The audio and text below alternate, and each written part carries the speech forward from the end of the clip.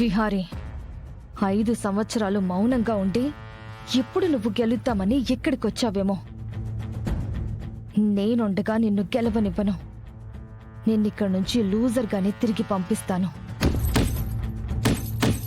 నువ్వింకెప్పుడు నాకు అడ్డు రాకుండా, ఏ బిజినెస్ జోలికి నువ్వు రాకుండా నిన్ను అందరిలో అవమానించి ఈ వైజాగ్ నుంచి ఉత్తి చేతులతో నిన్ను పంపించకపోతే నా పేరు అంబికనే కాదు.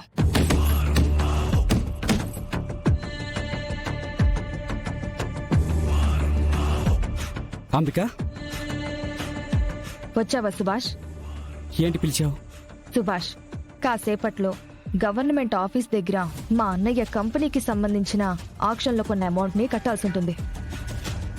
5% క్యాష్, మిగతాది డీడీ అమౌంట్ లో ప్రభుత్వానికి విహారీ వచ్చి కట్టి, ఆ విహారీ ఆ కంపెనీకి సంబంధించిన అనుమతులు గవర్నమెంట్ నుంచి తీసుకోవాల్సి ఉంటుంది. అవును, ఆ విహారీ రాకుండా నువ్వే ఆపాలంబిక. విహారీని ఆపడానికి ప్లాన్ ఎప్పుడో రెడీ చేశాను. అయితే ఇంకేముంది, విహారీ రాకపోతే ఆ కంపెనీని ఆక్షన్లో నెక్స్ట్ పాడుకున్న వాళ్ళకి హ్యాండ్ ఓవర్ చేస్తారు. అదే జరగాలి. మా అన్నయ్య కంపెనీని విహారీ తీసుకోవడానికి వీల్లేదు. మనకు మిగిలిన చివరి అవకాశం ఇదే. నువ్వు అనుకున్నదే జరుగుతుంది అంబిక. అంతేకాదు, తమనేదో ఉద్ధరిస్తాడు, వాళ్ళ జీవితాలు మారుస్తాడు అనుకున్న కార్మికుల ఆశయాలు అడియాసలైపోవాలి. ఆ కార్మికులకి అంత పెద్ద మాటిచ్చిన విహారీ మాట చెల్లకుండా పోవాలి. దాంతో విహారీని పొగిడిన కార్మికులే విహారీని అనరాని మాటలు అనాలి. అంత హోప్ పెట్టుకున్న కార్మికులు తమ హోప్స్ మొత్తం పోయాయని తెలిస్తే ఖచ్చితంగా విహారీని తిట్టకుండా వదలరు. ఎందుకంటే ఆక్షన్లో ఎవరు పోటీకి రాకుండా 150 కోట్లకు పాడి ఆ డబ్బు కట్టడానికి రాకపోతే అది పెద్ద అవమానమే కదా అంబిక. ఆ అవమానంతో విహారీ గాణ్ణి మా వాళ్ల మధ్యలో అసమర్థుణ్ణి నేను చేస్తాను. సరే అంబిక, నేను ఆ గవర్నమెంట్ ఆఫీస్ దగ్గరకు వచ్చేస్తాను. నేను వస్తాను, కానీ ఆ విహారీ మాత్రం రాడు.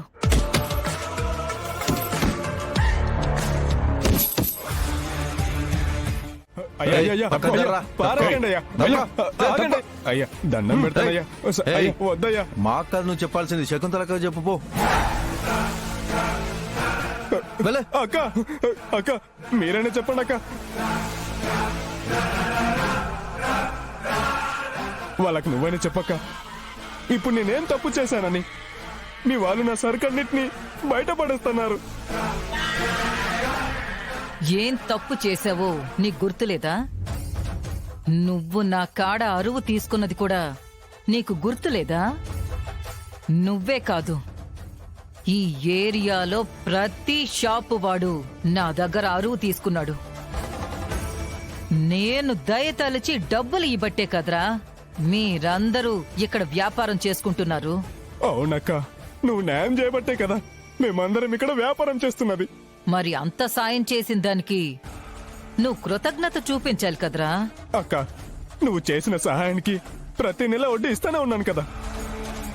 నువ్వు వచ్చినా నీ మనుషులు వచ్చినా సరే గౌరవంగా చూసుకుంటున్నాం కదక్క. ఏంట్రా, నాకు నా మనుషులకి గౌరవం ఇస్తున్నారా? మీరంత గౌరవం ఇచ్చేవాళ్లే అయితే నేను పంపించే సరుకుని ఎందుకురా తగ్గించేస్తున్నారు? నా సరుకుని అమ్మకుండా అదెవత్తో వచ్చిందని దాని సరుకుని అమ్ముతారా? చెప్పు. ఎన్నాళ్ళు నా సరుకు అమ్ముకుని లాభాలు గడించి ఇప్పుడు నా సరుకు మీకు నచ్చట్లేదా? అందుకనేరా మీ చెట్టాలు తీశాను. నా సరుకు వద్దంటే మీరసలు ఈ ఏరియాలోనే కిరాణా షాపు నడుపుకోవడానికే వీల్లేదు. ఏయ్, విసిరేండ్రా. అక్క అక్క నీకు దండం పెడతానక్క, ఒక్క నిమిషం ఆగక్క.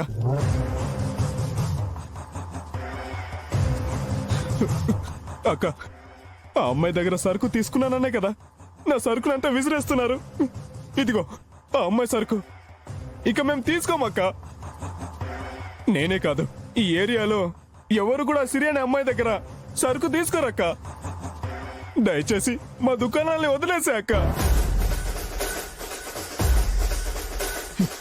అద్గది నువ్వు చాలా హుషార్రా.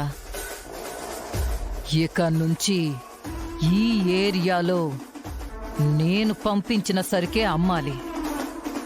కాదు అని అదెవత్తో వచ్చింది బాగా చేస్తుంది అని నా సరుకు తీసుకోవడం ఆపేస్తే ఈ ఏరియాలో ఎవ్వడు దుకాణం నడపలేడు. అర్థమైందా? అర్థమైందక్క. ఏటి బాబా మాటలు? ఇదేరా నిజం. వినడానికి నీకు నిష్ఠూరంలానే అనిపిస్తుంది. నాలో నవ్వు చెదిరిపోయింది, జాలి కనుమరుగైపోయింది, బాధ కోపంగా మారిపోయింది. ఇప్పుడు నాలో ఉన్నది మిగిలింది ఆవేశం మాత్రమేరా. నువ్వు చూసిన విహారీ అప్పుడే చనిపోయాడు. ఇప్పుడు నువ్వు చూసేది ఆగ్రహంతో రగిలిపోతున్న జీవశ్చవాన్ని. నాలో ఇప్పుడు కొత్తగా ప్రేమ, సంతోషాన్ని, బంధాలని మీరు దయచేసి ఏమీ ఎక్స్పెక్ట్ చేయకండి. నాలో అన్ని ఎమోషన్స్ సమాధి అయిపోయాకే నేను ఇక్కడికి వచ్చాను. ఇప్పుడు నువ్వు చూస్తున్నది నేను కాదురా. ప్రేమించి మోసపోయి గుండె పగిలిన వాళ్ళు ఇలానే ఉంటారేమో. బాబు ఈ చేతికి దెబ్బడు బాబు. రై, పైకి నీకే గాయం ఎలా కనిపిస్తుంది, లోపల నన్ను రాయిగా మార్చిన గాయం నీకింకా కనిపించట్లేదు.